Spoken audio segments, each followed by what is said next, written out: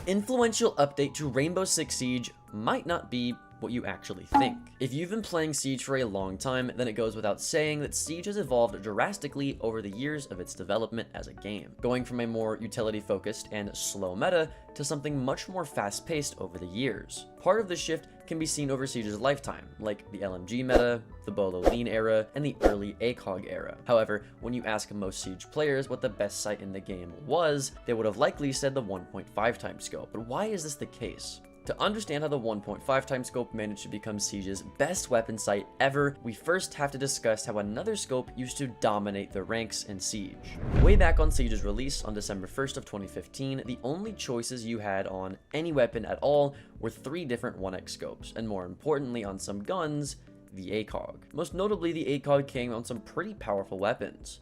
Jaeger's 416, Bandit's MP7, the SMG-11, and Ash's R4C. All had an ACOG, which was extremely defender-sided. This is because defenders could easily get spawn peaks off with such good weapons, and also be 3 speeds on the roam with those ACOGs, which was just insanely powerful. In an already defender-sided game, this was very, very unhealthy for the game. The reason that the ACOG was so special wasn't just because of its zoom, however, because back then too, they hadn't nerfed ADS times like how they are now, meaning that there really was no downside to bringing a more zoomed in scope, because close range engagements were also very easy to have with this scope too. To balance this out, not only did they reduce the ADS speeds like I previously mentioned, but they also removed ACOGs from a lot of operators, starting out with Jaeger, Bandit, and the SMG-11. The 3 ACOGs I mentioned being the most powerful on defense. These ACOGs were some of the best ACOGs in the game because of the powerful weapon that they were also on top of, and were also some of the most popular ACOGs at the time for most of the player base. Then in Operation Burnt Horizon, Ubisoft also removed the ACOG on Ash's R4C, and sometime in between they removed Buck's AR ACOG.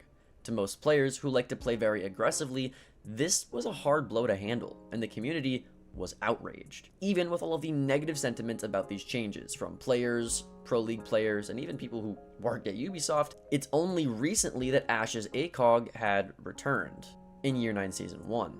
It seemed that to the ACOG meta, the damage was done a lot, but there was one update in particular that would change Siege forever. This update was Year 5 at Season 3's Operation Shadow Legacy. With this update came many notable changes. The season brought a new operator, the addition of secondary hard reach charges, the Tachanka rework, they reworked how pings work, they removed vote to kick from game modes, they also reworked Thatcher, they put in map bans, and they also reworked Chalet. There's a lot of changes that I'm forgetting here, but you get the idea. This was a heavy content season, a stark contrast to the small updates that come out with the new seasons today. The most influential update that came this season, however, was the new addition to scopes. The scopes that were added to the game included the 2x, the 1.5x, and the 3x sights. Along with adding new scopes, Ubisoft removed even more ACOGs from other guns that I hadn't previously mentioned. These large amounts of hits that the ACOG took in just one season and the introduction of a new and appealing scope or scopes are what led to the 1.5 eventually gaining the spotlight over the ACOG. And gain the spotlight it did, because this scope quickly became renowned as the best scope to ever be added into Rainbow Six Siege in just a few weeks of the scope's release, with the 2x scope being in a close second place as well. The 1.5 times scope was seen as the perfect scope. I killed Red. 2 in freezer. Dining dad. I'm going white side. Heard? I'm reloading. 5 seconds to go. Op 4 is defusing Coffee? the bomb. You need to disable. Bomb Jesse dead. I'm so much better! Holy shit! It was zoomed in enough to take long-range gunfights, and not too zoomed in to make close-range gunfights that much hard like an ACOG would be. It also didn't make recoil control that much harder to control compared to something like the 2.5 or the 3x scopes, and also the case of the 1.5 times scope around the actual glass wasn't invasive. It didn't take up much of your screen or your peripheral vision at all like the 2.5B does right now. But it also still has a lot of glass space inside the scope, so you can actually see more of what you're trying to aim at. The reticle on the glass too wasn't invasive either, making it clear where your bullets would go while still allowing you to clearly see your enemy or anything around where the center of your crosshair was. Just having the scope would eventually lead to whether operators were even played or not, purely because if they didn't have the scope, running an operator, even if they had a worse ability, was still such a great advantage because this scope was just so good. Great examples of this are Warden and Oryx. When Warden came out in Operation Phantom Sight, up until this point, no one ever even used Warden. But when people played his MPX with a 1.5 times scope, everything for this operator changed. Oh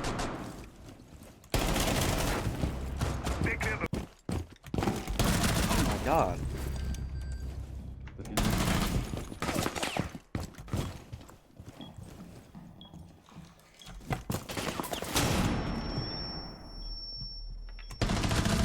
Op 4, last operator standing.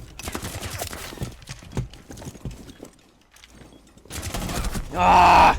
Damn. He quickly became the most played operator in the game, and even in competitive Siege esports, and not at all for his utility. The same exact story also happened for Oryx, Alibi 2, and eventually a lot of other defending and attacking operators. This would be the catalyst for a domino effect of the overall aggressiveness of Siege's player base and the shift in its meta, leaving utility behind, instead just getting kills like it was CSGO. While all of this was going on, Pro League was also very quick to adapt. There were many operators that were played for their sights on the guns or even just for the guns themselves, but one region picked up a very specific operator for the scope that nobody saw coming. You see, Australian Pro League picked up Finka and her LMG. Enter the LMG meta. Now, Australians using Finka wasn't actually anything new, at least not for a few seasons. Australians have loved Finka in the competitive scene for a while, and abnormally more than most other regions. So when other teams started seeing this region using the LMG on Finka, they weren't quick to notice its potential just because of this region's history with the operator. But fans and content creators would see this potential immediately, and with their eyes on it, North American and European Pro League was quick to catch up. Not only was having the 1.5 times scope very popular, but having an LMG brought its advantages too. LMGs at the time didn't have much recoil, at least before the recoil nerf that I'll talk about later, and had a lot of bullets, meaning you could pre-fire more and reload less. Two great advantages to having a gun.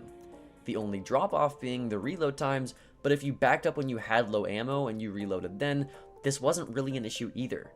Due to the inherent nature of LMGs in video games, especially one-shot headshot games like Rainbow Six Siege, this was a very low skill but high reward way to play the game, just like the 1.5 times scope was. So adding LMGs and the 1.5 times scope together was an absolute disaster for not only Pro League, but for ranked as well. Alright, I'm pushing into bed. I killed stairs. He's in lockers. I got him. Nice. Everyone was picking up Finka LMG. Things like Zofia, Capitao, and Gridlock LMG weren't uncommon either, but Finka's LMG specifically was absolutely insane. Regardless though, it's just so insane to think about how much impact one update could bring onto the game as a whole. But that's not even where it ends. Because of the unbalanced nature of the 1.5 LMG combo, Ubisoft took action. They increased the recoil on a lot of LMGs, some of which have been reverted, but only after they removed the 1.5 from the game in Year 9 Season 1. Rewinding back to what we were talking about though, once the LMG meta was done due to these nerfs, this gave wake to one of the worst and stale siege metas and long-lasting siege metas in the history of the game, the TDM meta. One kitchen. Window. Sunrise dead. Main door as well. Inside.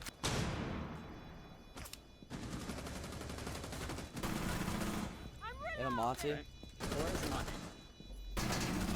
There's Monty. Op 4 remains. Monty's last one. User located. Disable it. No way. What I got? Oh my gosh, no way. Come on. You got it. Oh my god! GG's. Oh my god! This was, and partially still is, just a meta of people finding good weapons with a good scope, at the time the 1.5, and just running for kills, like it's a team deathmatch in Call of Duty, hence the name Team Deathmatch Meta or TDM Meta. This lasted for the better part of 3 years, and some people today still think that we're in a TDM meta. At the time, this took the life out of Rainbow Six Siege completely. You see, Siege is supposed to be a game where you outsmart your opponent with strategy, and you use utility to do it, often getting kills as a byproduct of being smart, not because you just have good aim. It's not supposed to be a game where you go for nothing but kills as utility being the side part. So the removal of necessary strategy made Siege feel like a hollow shell of its former self. It's also around the time in Operation High Caliber, where Thorn came out, that Siege reached an all-time low in player count. Most content creators and players, including myself, didn't really enjoy the game. It was stale, there was barely any new content, the Outback rework wasn't really that good, and Ubisoft wasn't doing their best to balance the game and its issues. This was a sign that not only had a bad meta been the sole reason for the game's death, but what caused the meta was a reason too. You see, there were many reasons that the game almost died that season. Really, the only reason it didn't is because Jynxzi came out a season later. But most to all of them were inherently a direct result of the addition of the 1.5 times scope that came in the update of Year 5, Season 3, Operation Shadow Legacy, which is why that update is the most influential update in Rainbow Six Siege history. But with that out of the way, my name's Alka, check out this next video, and I hope I'll see you there. Later.